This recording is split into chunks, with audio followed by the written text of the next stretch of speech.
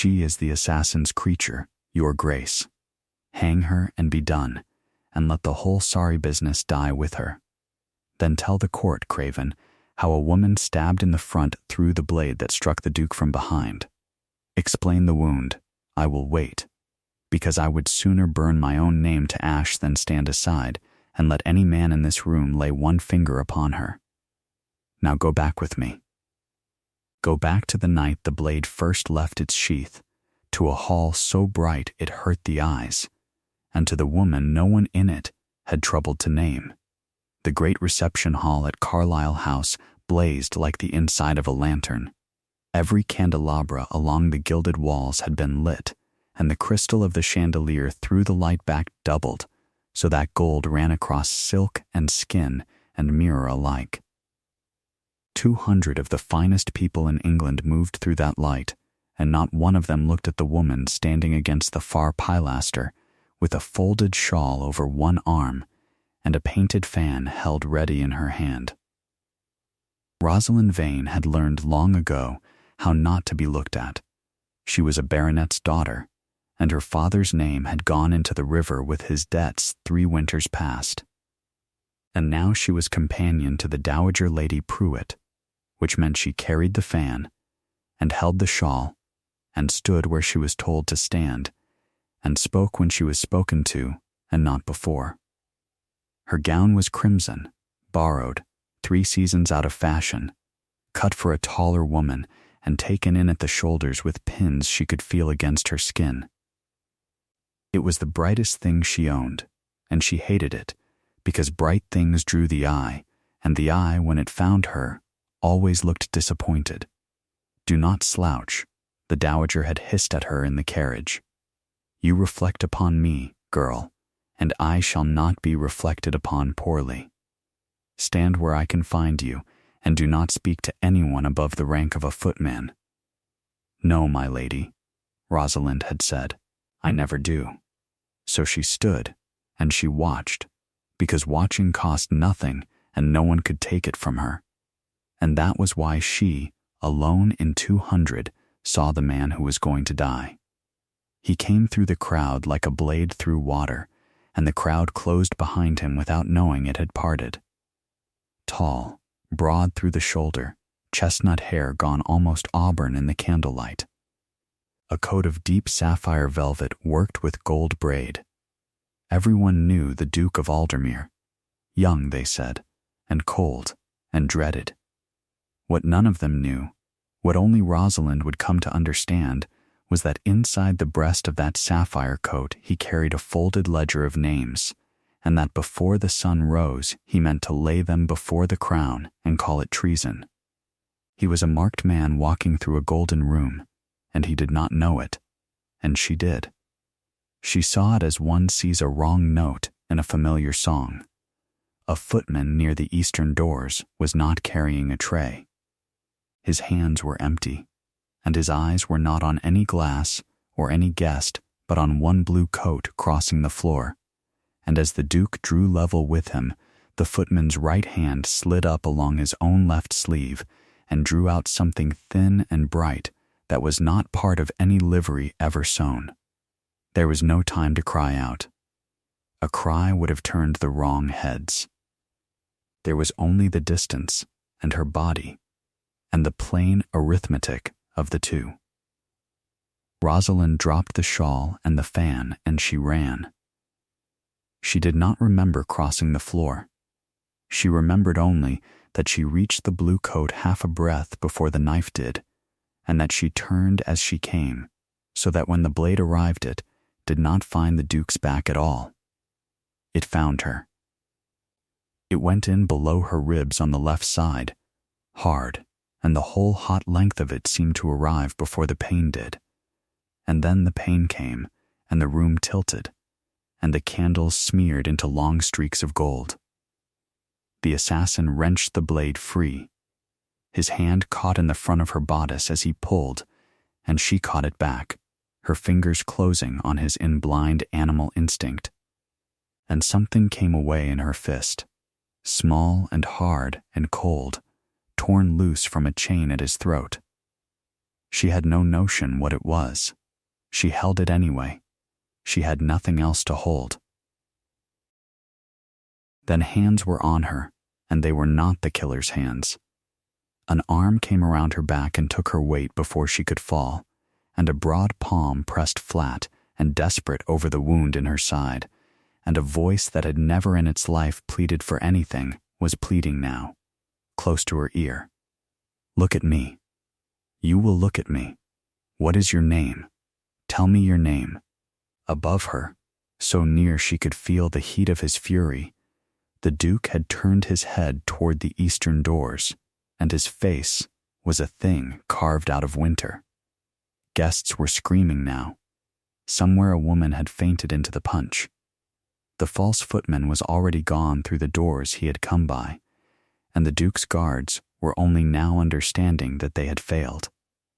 His side, someone shouted. No, hers. She is cut. She is bleeding. God above, she is bleeding for him. Your name, the Duke said again, and his hand pressed harder. I command you. Give it to me.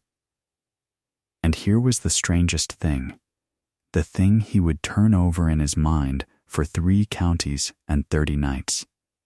She did not give it. She looked up at him, at the auburn hair and the cold blue coat and the eyes that were not cold at all now, and her mouth curved, and what she said was, You are welcome, your grace. Not my name is Rosalind, not I am owed, not remember me. Only that. She pressed her own hand over his where it held her wound, 1 heartbeat, as if to thank him for troubling to hold it. Then, she looked down at her closed fist, at the little cold thing she had torn from the killer's throat, and with the last clear thought she owned she pushed it deep into the sash at her waist, where no one would find it and no one would think to look. Fetch the surgeon, the Duke was roaring. Fetch him now. Clear these people. Clear the doors. And in the half instant that his head turned to roar it, Rosalind Vane did the only thing left that was hers to do. She slipped out of his arms. It should not have been possible. She was bleeding and fading, and he was the strongest thing in the room. But grief and gratitude both make men careless with their grip, and when his attention broke, she let her weight go sideways into the crowd. And the crowd that had never once looked at her when she was well, did not look at her now that she was dying. She found a servant's door behind a fall of drapery, and went down a dark stair, with one glove pressed hard to her side, leaving a track of dark drops that no one would read until morning, when it would be too late to matter. Behind her, in the blazing hall, the Duke came up with empty arms and blood to the wrist, and no woman in them at all. Where is she? He said. It was very quiet.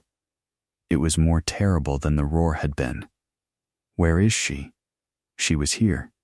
She was in my arms. Where is the woman in the red gown? No one could tell him. No one knew. The night air outside was cold enough to hurt. Rosalind leaned into it and let it hold her up when her own legs would not. She was thinking, in the strange floating clarity that comes with losing blood, about how simple it had all been. She had seen a man about to die, and she had not wished to watch it happen.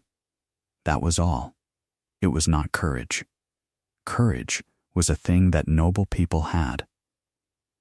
And she had stopped being a noble person the night her father's creditors carried the furniture out into the rain. This was only that she had 2 hands and had used them. She did not want a reward.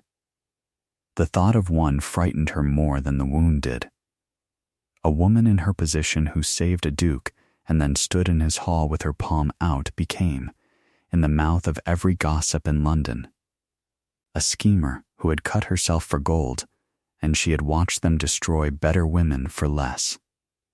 Let the Duke keep his life and his gratitude, and let her keep the one thing she had left, which was that no one could say she had wanted anything for it. She got herself into the mews. She tore a strip from the borrowed petticoat and bound it hard around her middle, teeth clenched on a sound she would not make. Then she walked. She walked the whole cold mile back to the dowager's narrow house because a hackney cost money she did not have, and she came in by the scullery, and she climbed to her cold little room under the eaves, and she lay down on top of the blankets, still in the ruined crimson gown, one hand on the small, hard secret hidden in her sash. And she let the darkness take her, half certain she would not wake. She woke. That was the trouble with living. It kept on happening. Across the city, the Duke did not sleep at all. They had wanted him to lie down. The surgeon had wanted it, and his sister had wanted it, and his steward had stood in the doorway wringing his hands and wanting it very much. The Duke had sent them all out. He sat instead in the tall chair by the cold grate with his ruined coat still on and his hands still marked, and he looked at the blood on them, her blood, and for a long time he did not move. "She was stabbed for me," he said at last to the steward who had crept back in. "A woman I have never spoken to in my life stepped into a blade meant for my heart, and she is somewhere in this city bleeding. And I do not know her name. Your Grace, the physician says you were not touched. It is a mercy." "It is not a mercy," the Duke said. "It is a debt. Do you understand the difference? A mercy is given freely and asks nothing. A debt must be paid, or the man who owes it is not a man at all. I owe my life to a stranger who wanted nothing from me. I will not sleep. I will not eat at my own table. I will not lay my head down under my own roof until I have found her and paid what I owe. Now write." He rose. Whatever had frozen in his face in the hall was still there, but it had turned now to something colder and more patient. "Write to every surgeon, every apothecary, every bone setter within the bills of mortality. A woman, young, dark-haired. A wound to the left side beneath the ribs, seen after 10 of the clock last night. A red gown. Offer coin for word and more coin for silence, for I will not have her hunted by fools who think there is a reward in it. And write to the magistrate. I want the footman found. I want to know who paid him, and I promise you before God, someone paid him. And the lady, your Grace, when she is found?" The Duke of Aldermere looked at the blood drying on his own palm. "When she is found," he said, "she will never want for anything again as long as she lives. That is not a wish. That is an account I intend to settle." The magistrate came to him on the 4th day, hat in hand. "The footman, your Grace. We have him." He was taken trying to cross to the coast with a purse too heavy for any footman to have earned honestly. "Has he named the man who paid him?" "He has named no one. He is more frightened of his master than of the rope, which tells me his master is a great deal worse than a rope.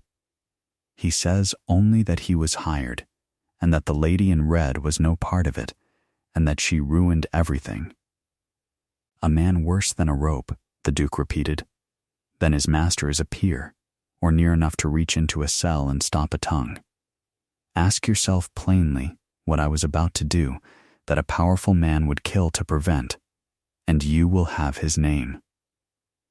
The magistrate turned his hat in his hands and said nothing, because they both knew the answer sat folded in the breast of the Duke's coat. And neither of them was fool enough to speak the name of a certain Marquess aloud in a house with servants in it. "Watch him," the Duke said at last, "and watch closely who tries to reach him.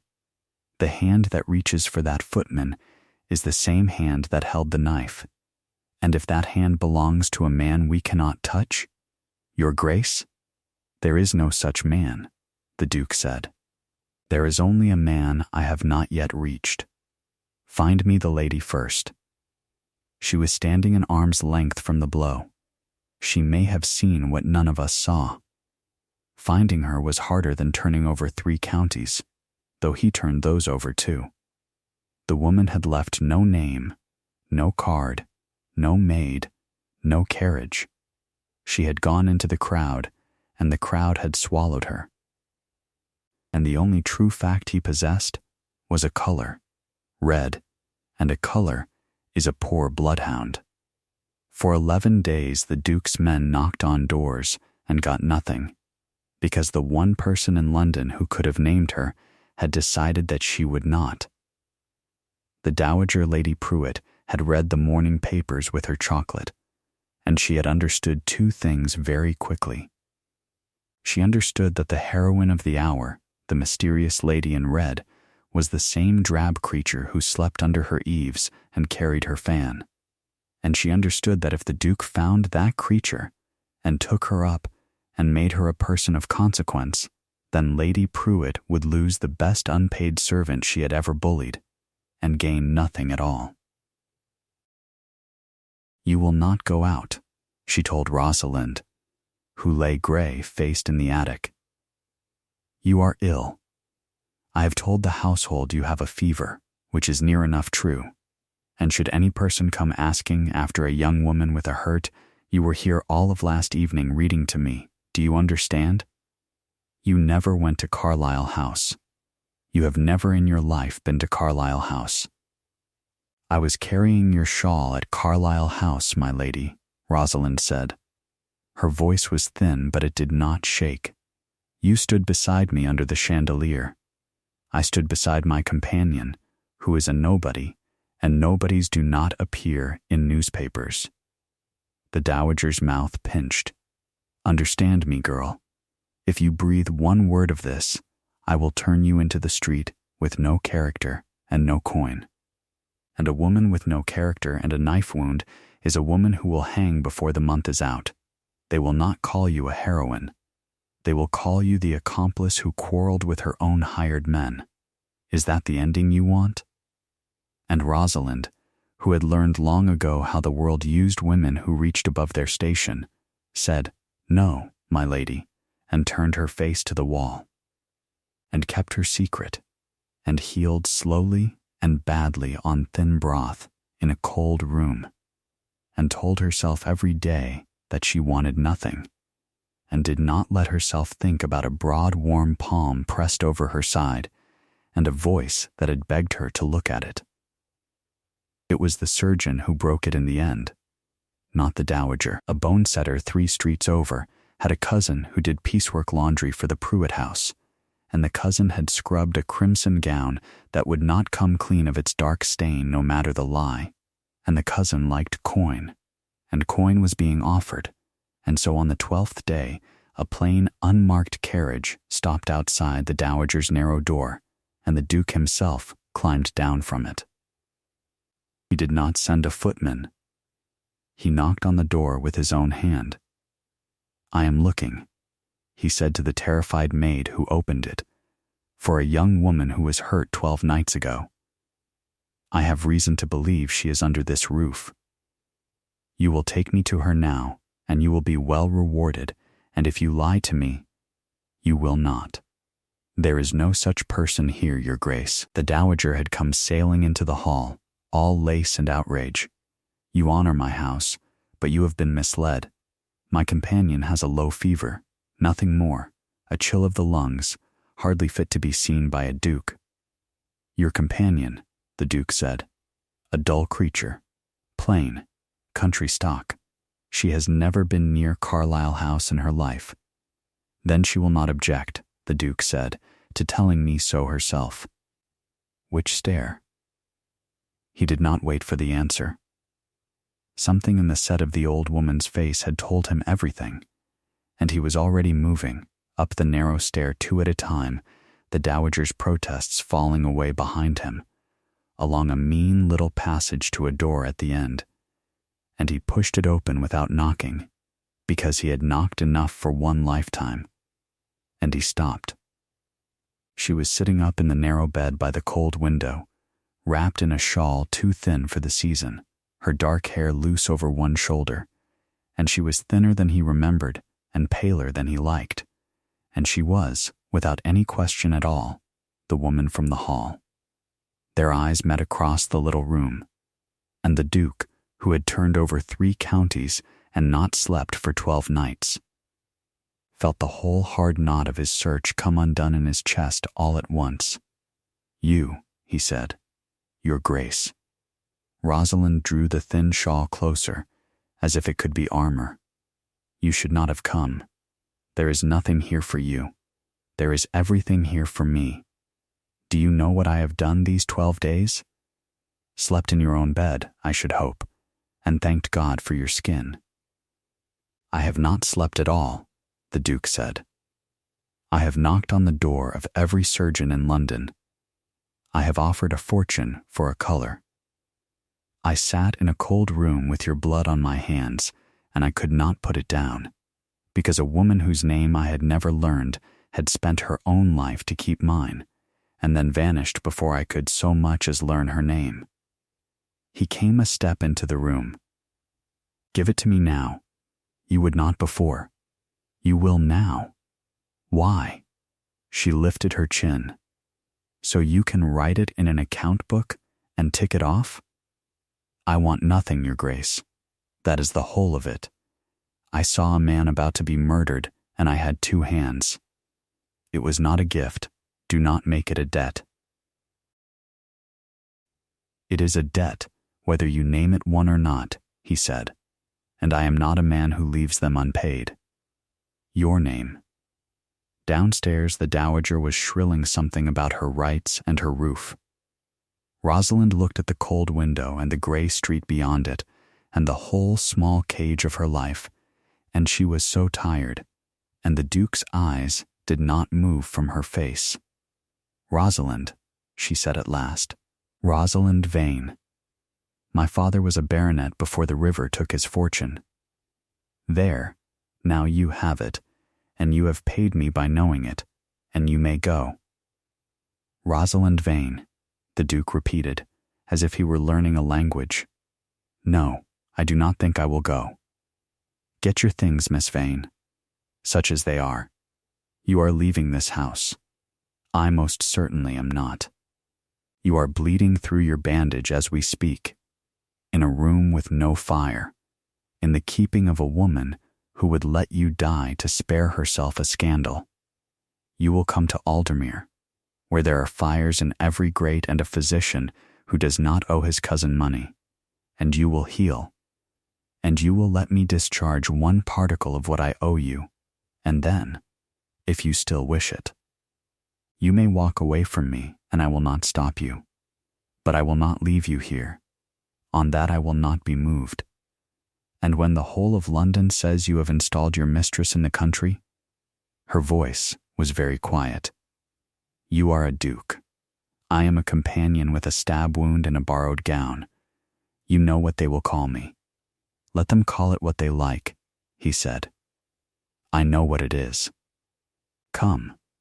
And because she was too weak to fight him, and because the fire in that cold room had gone out 3 days before, and no one had troubled to relight it, and because for the first time since her father died, someone had looked at her as though she were a person and not a piece of furniture, Rosalind Vane gathered her few poor things and slipped the small hard secret from beneath the mattress into her palm where no one saw it, and let the Duke hand her down the narrow stair, past the white and speechless Dowager, and out into the plain, unmarked carriage, and away.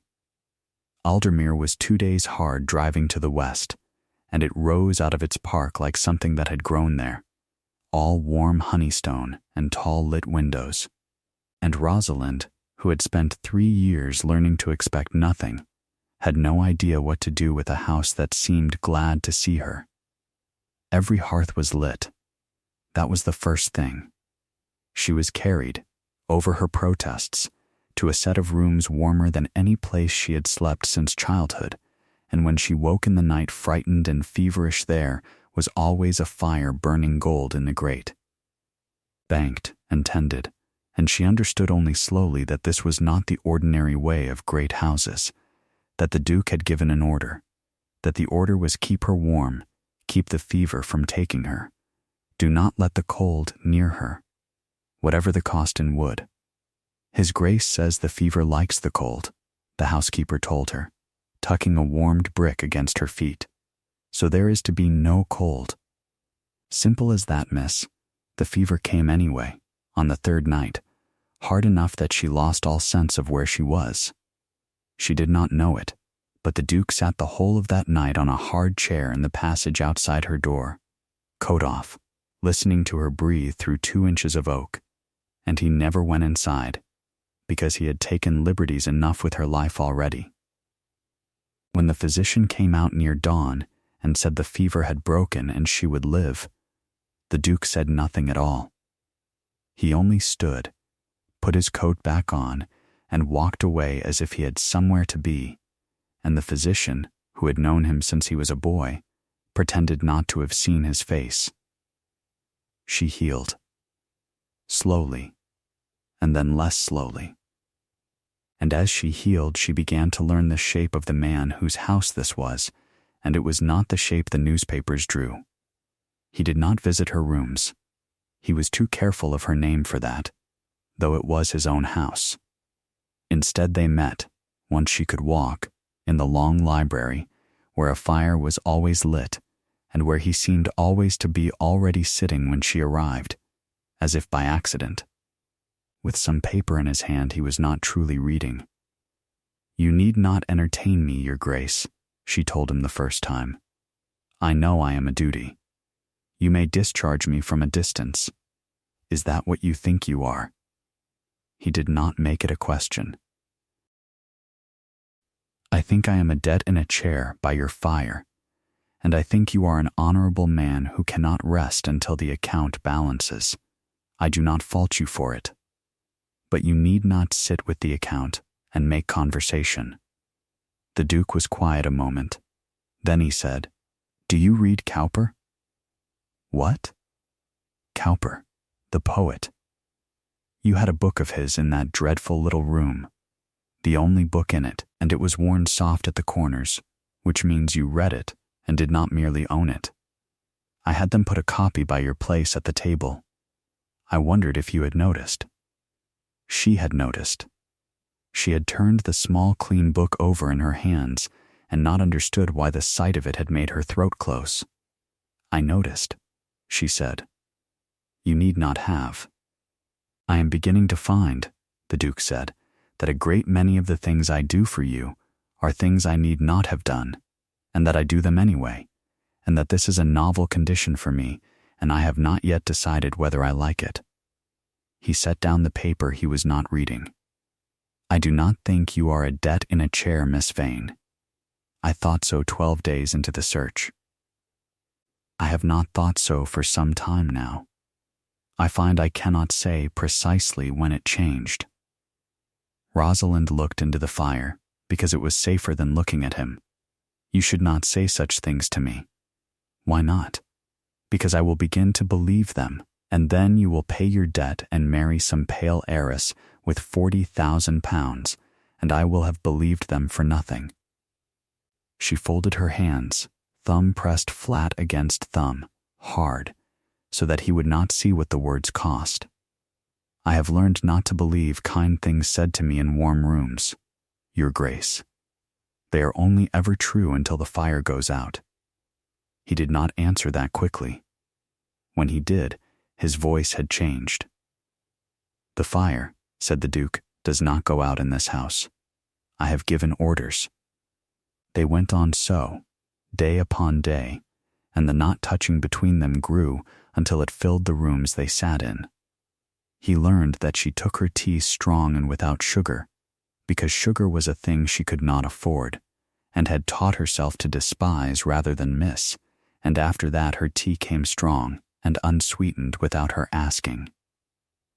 She learned that he could not abide to be thanked, and so she stopped thanking him with words and thanked him instead in ways he could not refuse, learning the names of servants he had never troubled to learn, shortening by half the absurd length of the great dining table so they need not shout to speak. "That is an improvement," he said. The first evening the table had been shortened, and it was the highest praise she ever heard him give a thing, and she hid her smile in her cup. "You never speak of before," he said one evening, "before the river took it all.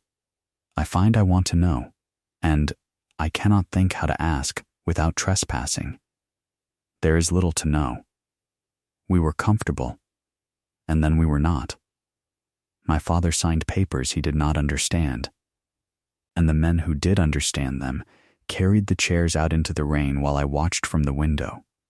I was 19. After that I learned that a woman with no money is invisible, and that being invisible is a skill, and I became very good at it. You were not invisible in that hall. No, that was the one time I forgot to be." She looked into the fire. "I have wondered since whether I would do it again, knowing the cost." "And would you?" "I would," she said simply. "I keep thinking of all the women I have stood beside who are invisible still. Soldiers' widows, mostly, down in the village. Their men died for the crown, and the crown forgot them the same afternoon. No one carries their fans. No one asks them what they like to read." "You answer a question about yourself," the Duke said slowly, "by speaking of them. Do you know how few people I have met who do that? Most answer every question with themselves, whatever I ask. Then you have met the wrong people, Your Grace." "I am beginning to think," he said, "that I have only lately begun meeting the right one." But she did not forget what she was, and she did not forget the world outside the park, and one gray morning she came to him in the library dressed for traveling in her own mended things and said, "I am well now. The wound is closed. I am going to leave, Your Grace, before I cost you something you cannot spend." He stood so fast the chair scraped. "You will not." "I will. Listen to me. There is talk. My maid hears it in the village and is too kind to repeat it, and repeats it anyway. They are saying the Duke keeps a woman in the West Wing. They are saying I cut myself at Carlisle House to trap you. Every day I stay I make that uglier, and one day it will be too ugly to mend, and then your name is spent on a companion with no dowry and a scar. And I will not be the thing that ruins you. The debt is paid. You have kept me alive. Let me go and be nothing again somewhere you cannot see it. Is that what you want?"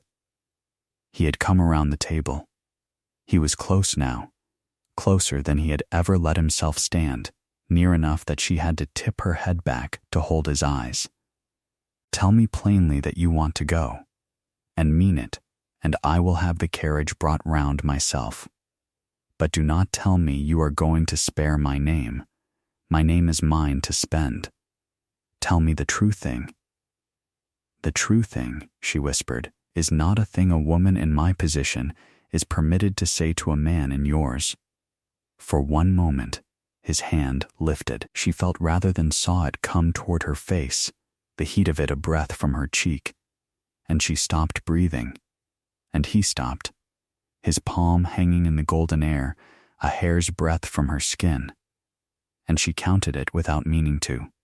1 and 2 and 3 whole seconds of the space between his hand and her face, and then he closed his fingers and let it fall. Because to close that last inch, while she was under his roof and his protection, would make a liar of every careful thing he had done. "Stay," he said. "Low, not as a debt, I am asking. Stay." And God help her. She stayed. She should have gone.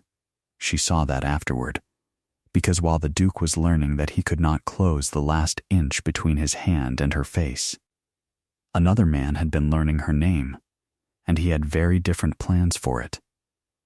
The Marquis of Craven was a handsome man of middle years, with a soft voice and soft hands, and a device on his signet ring, and he had, until 11 nights ago, been within a hair of the gallows and not known it. The ledger in the Duke's blue coat held his name at the head of a list of men who had sold English secrets to the French for gold, and the Duke had meant to lay that ledger before the crown the very morning after the reception, and the only reason he had not was that he had spent that morning with a stranger's blood on his hands, looking for her. Craven had paid the footman. Craven had bought the thin, bright blade, and Craven, when word reached him that the assassination had failed and that some nameless woman had thrown herself in the way of it, had felt the floor of his life tilt and had begun, with the cold speed of a cornered thing, to build himself another one. "The Duke lives," his man of business said. "The girl lives. And the ledger, my lord. We must assume the ledger also lives. Then we change the shape of the thing," Craven said. He turned his signet ring round and round upon his finger. A dead duke would have buried it. A discredited duke will do nearly as well. Who will believe a traitor's ledger, produced by a man the whole town knows has lost his wits over a companion he keeps in his west wing? We do not need to kill him now. We need only make his witness worthless, and his judgment a joke, and himself a laughingstock too busy defending a doxy to trouble the crown. Fetch me the man we hired, the one in the Fleet who is not yet hanged." The hired man sat in a debtor's cell awaiting a rope, and he proved very willing to be visited. "You will not hang," the Marquis told him softly, through the bars, "if you say only what I tell you to say. You did not act alone. A woman let you in.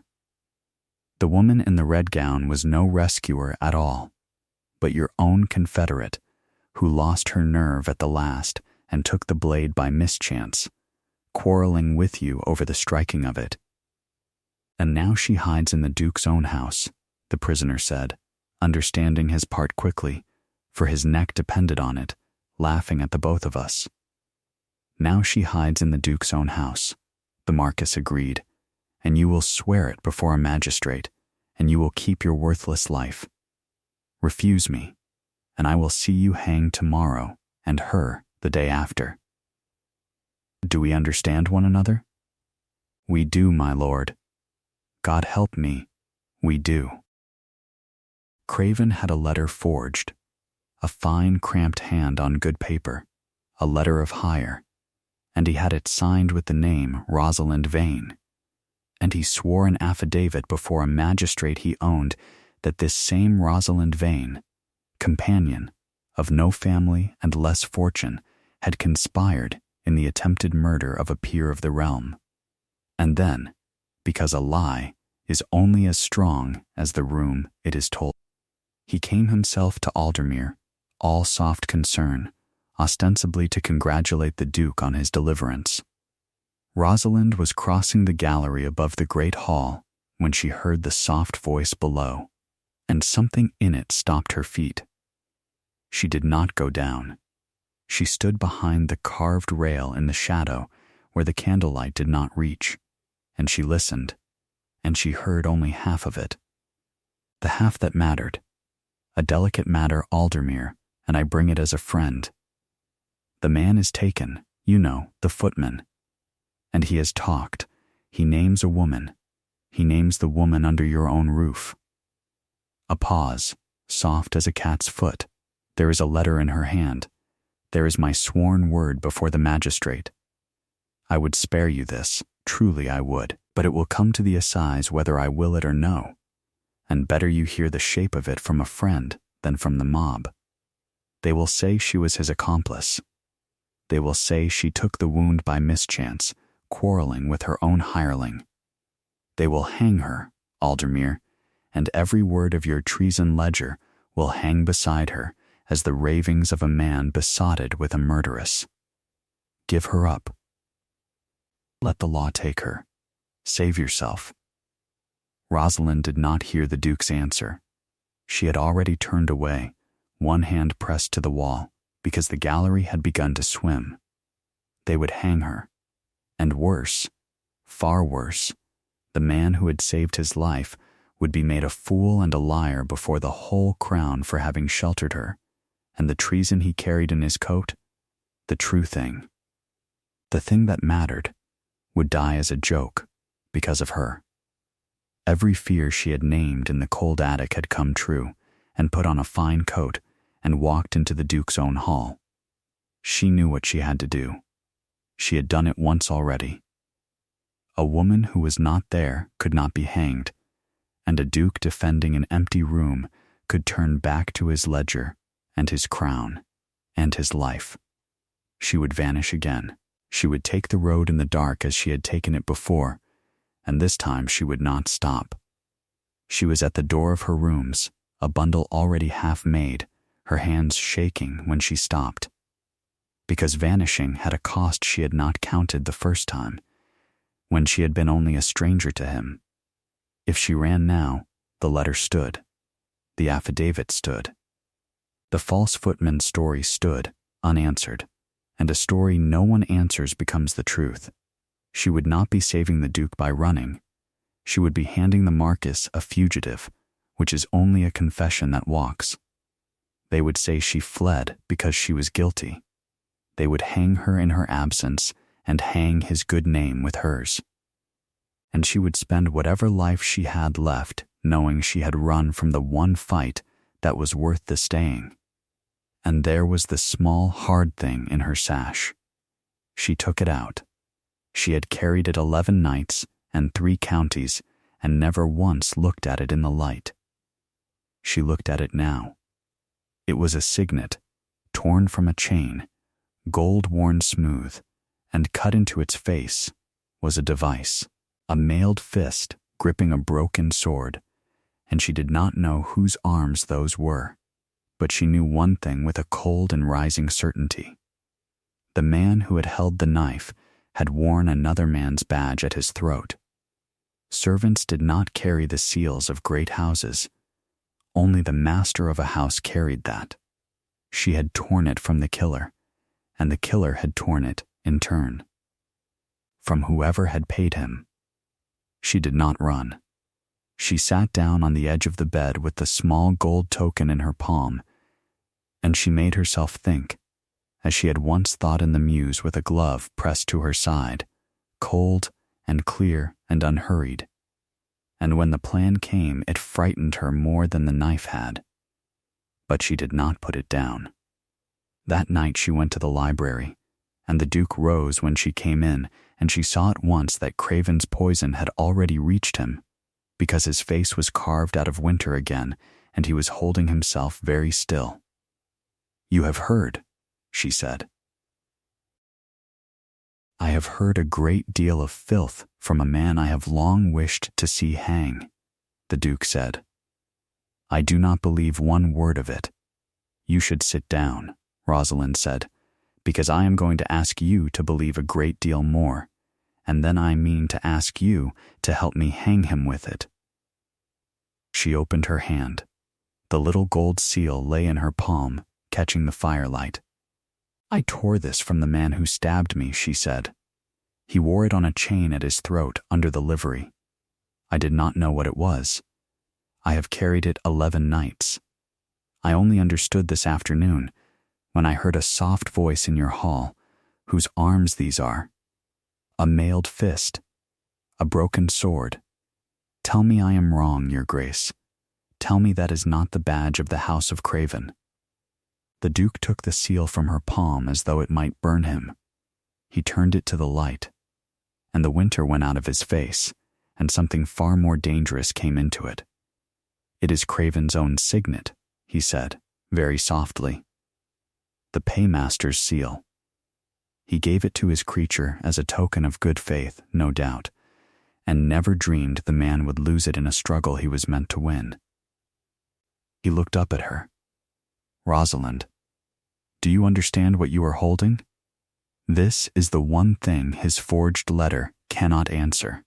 A letter of hire can be written by any hand, but a man does not send his own arms into a murder unless the murder is his." "There is more," she said. "Sit down, please. You keep standing, and I cannot think when you stand."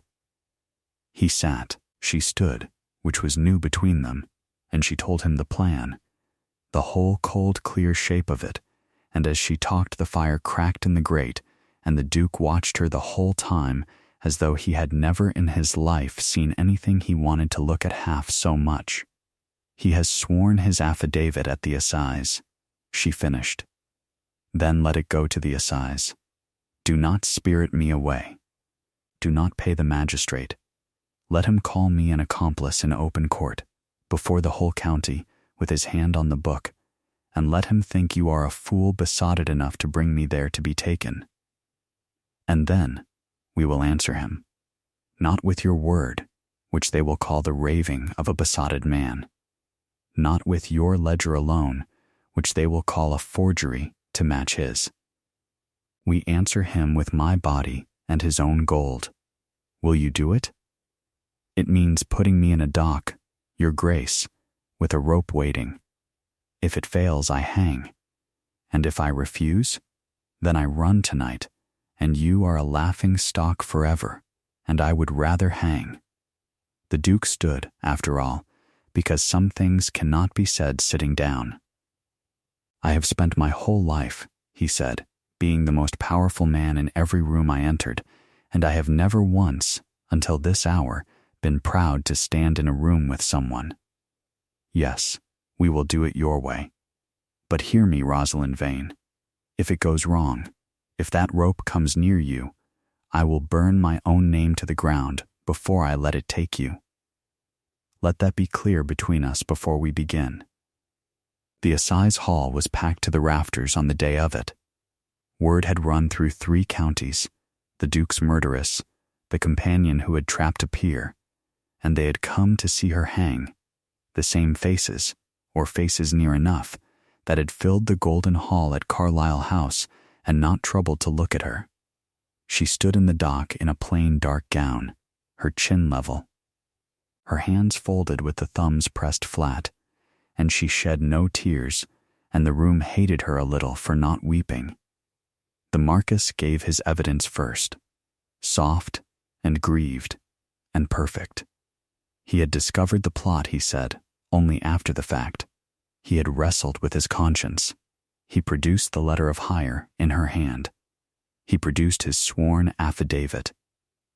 He turned his signet ring round and round upon his finger, and he said, gently, that it grieved him beyond measure to see a great man like Aldermere so blinded by a scheming woman that he would bring her into the very court to shield her. She took the wound herself, my lord, Craven told the judge, in a quarrel with her own hireling over the striking of the blow. A guilty conscience is a poor knife hand. There is no mystery in it. There is only a Duke too besotted to see. Is that the whole of your evidence, my Lord Marquis? The judge asked. It is, and God knows, I wish there were less of it. Then the Duke rose from among the witnesses, and he kept his voice low, and the whole packed hall went quiet to hear him.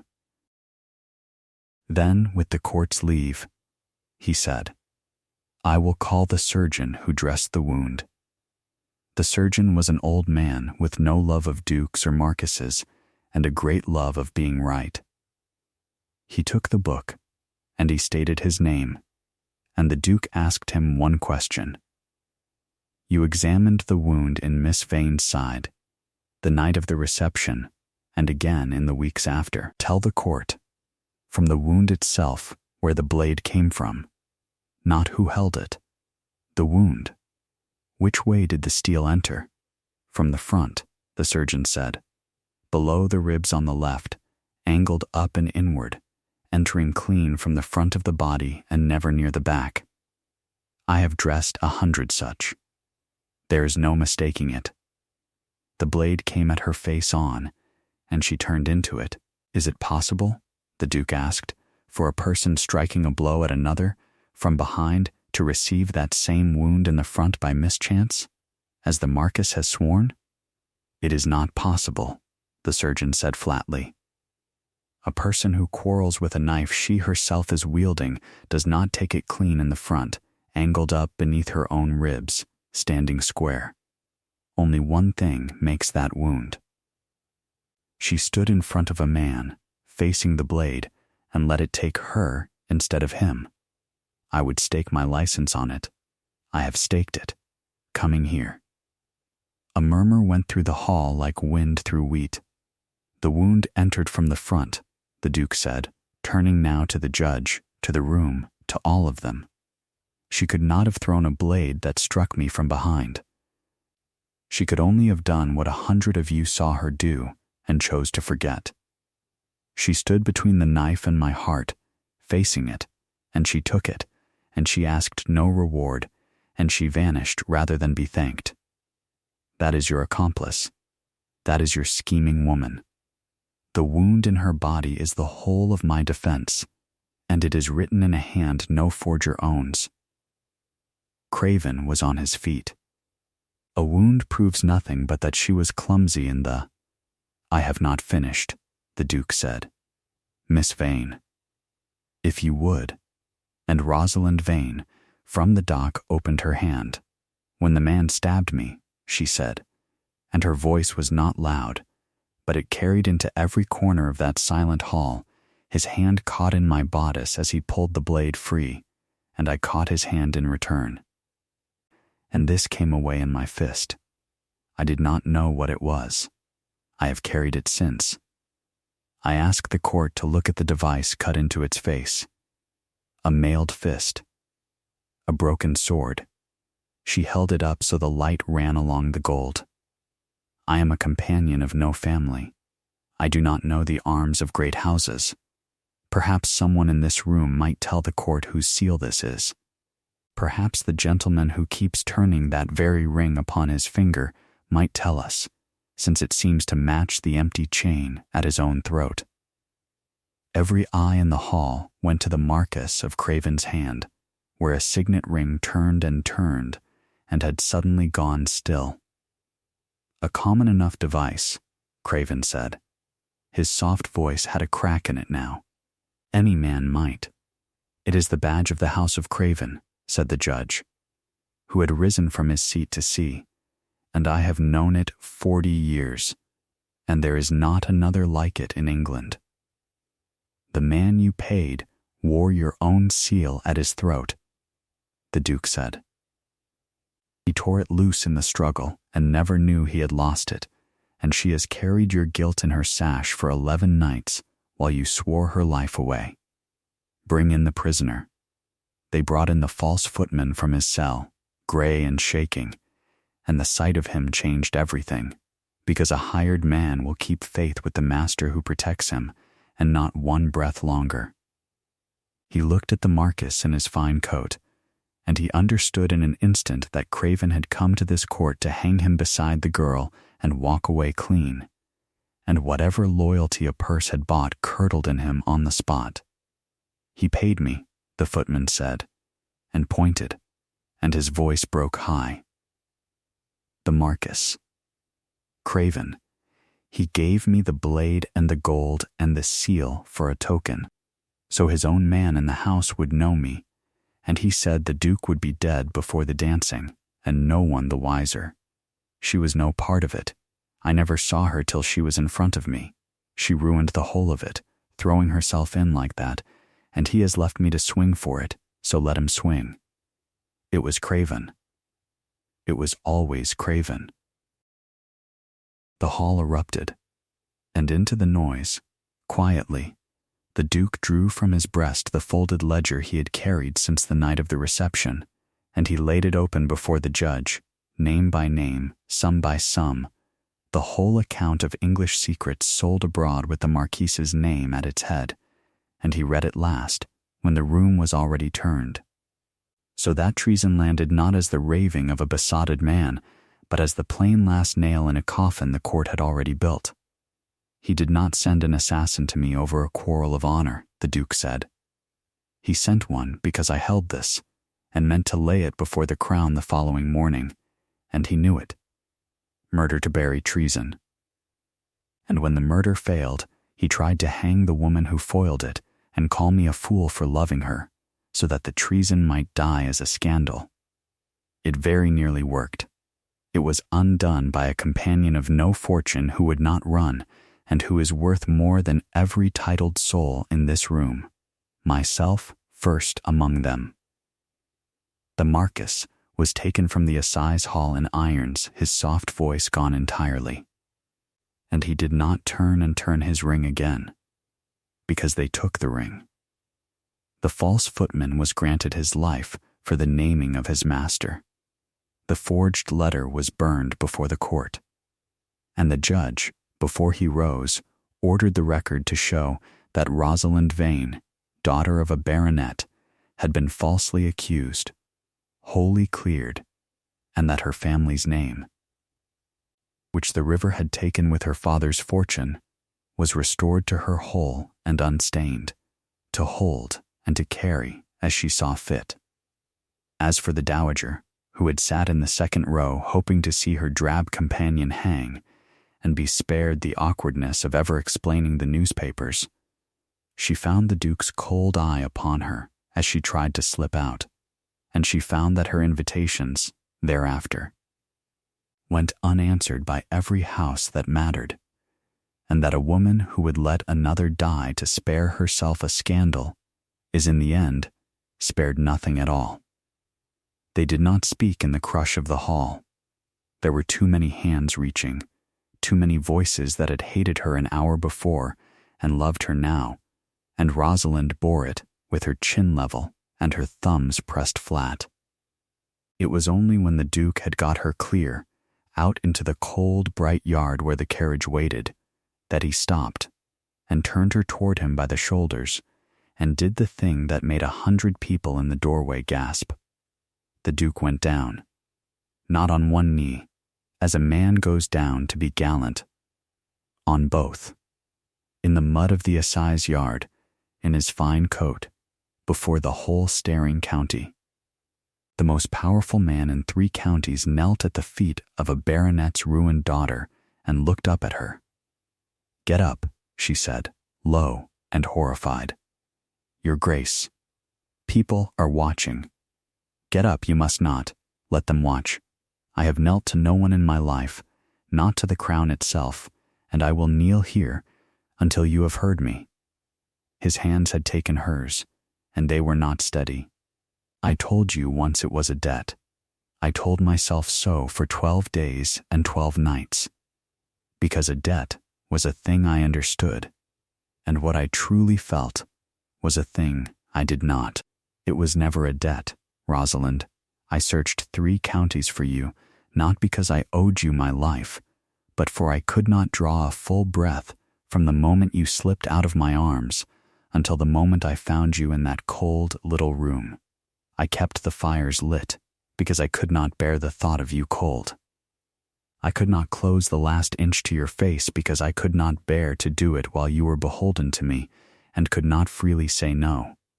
You must not say these things I am saying them here, in front of all of them, on purpose," he said, "so that no soul alive can ever call it a scandal, or a debt, or a besotted man's folly. I am asking you to marry me, not to pay you, not to save you, for you have just saved yourself in there far better than I could have. I am asking because I love you, and because there is a copy of Cowper by your place at my table that I would like to sit across from for the rest of my life. You are cleared. You are restored. Your name is your own again, whole. You owe me nothing, and I owe you everything, and knowing all of that, freely, with a rope no longer anywhere near you, I am asking, will you have me?" The whole yard held its breath. Rosalind Vane looked down at the Duke kneeling in the mud in his sapphire coat, and for once in her careful life she let them all see her face, the tears standing in it and not falling, the wonder in it, the thing she had never once let herself believe in a warm room, because warm rooms went cold. "The fire," she said, unsteadily, "you swore to me the fire in your house does not go out. It does not. I have given orders. It never will. Then yes." She drew him up out of the mud by both his hands, this dreaded man, this impossible man, up to his full height in front of the county that had come to watch her hang.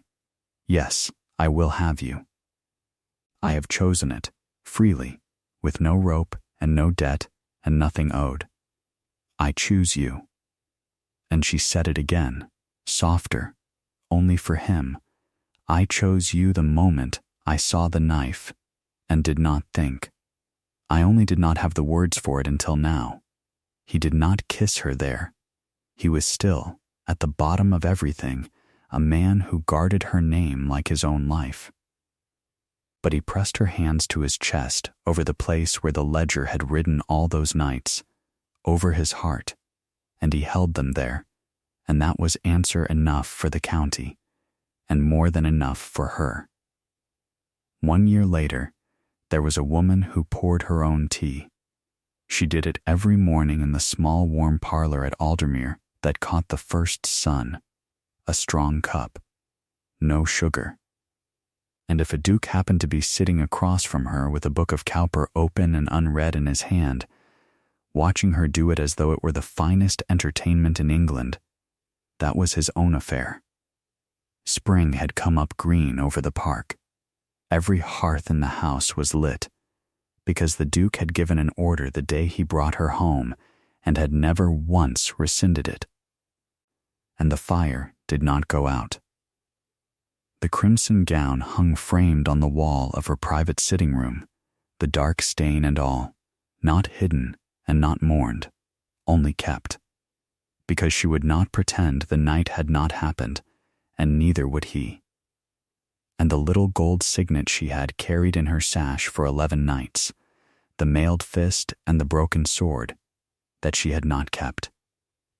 She had sent it to be melted down, and out of the gold she had made a seal of her own, a new device, a hand holding a lit candle, and with it she sealed the letters of a small quiet charity she had founded, for the widows of soldiers who came home to nothing, women that a great cold world had never once troubled to look at. She knew a great deal about not being looked at. She meant to look. The Marquis had been attainted and was gone, his lands and his soft voice and his turning ring all forfeit to the crown he had sold. The Dowager lived on somewhere small and unvisited, pensioned quietly into an obscurity from which no newspaper would ever again rescue her, which was, in the end, the only cruelty either of them ever troubled to do her, and it was enough. "You are smiling," the Duke said, over his unread book. "You do that now. I have noticed. You did not when I found you. I did not have anything to smile at when you found me." She poured his cup, strong, no sugar, and set it where he could reach it without stretching, because she had shortened all the distances in his life and meant to keep them short. "Now I appear to have a great deal. You have a duke kneeling in the mud in every story they tell in 3 counties, he said. They will tell it for years. The nobody who took the blade and vanished, and the duke who turned the world over to find her. Let them tell it, said the Duchess of Aldermere, and reached across the shortened table and put her hand into his. It is a good story. But they always tell it wrong at the end. They say you found me. You did not find me, Your Grace. I chose you. There is all the difference in the world. And the fire burned gold in the grate, and did not go out, and never would, because he had given orders, and he was a man who kept them. If you have listened this far, then you know by now that this was never a story about a debt. It was a story about being chosen, freely, by someone who could have had anyone, and choosing him back with both hands and no rope in sight. That is the thing I hope stays with you tonight. So let me leave it with you as a question, and I would truly love to read your answer below. When Rosalind stood in that assize dock with the little gold seal closed in her fist, do you think she was braver in that moment, refusing to run when running would have been so easy? Or was she braver on the very first night, in the blazing hall, when she saw the knife and stepped into it without a single thought for herself? Tell me which one you would choose, and why. And if this story kept you warm to the end of it, stay by our fireside, subscribe, and let the next one find you here. Sleep well, and be kind to the ones the world forgets to look at. They so often turn out to be the bravest people in the room.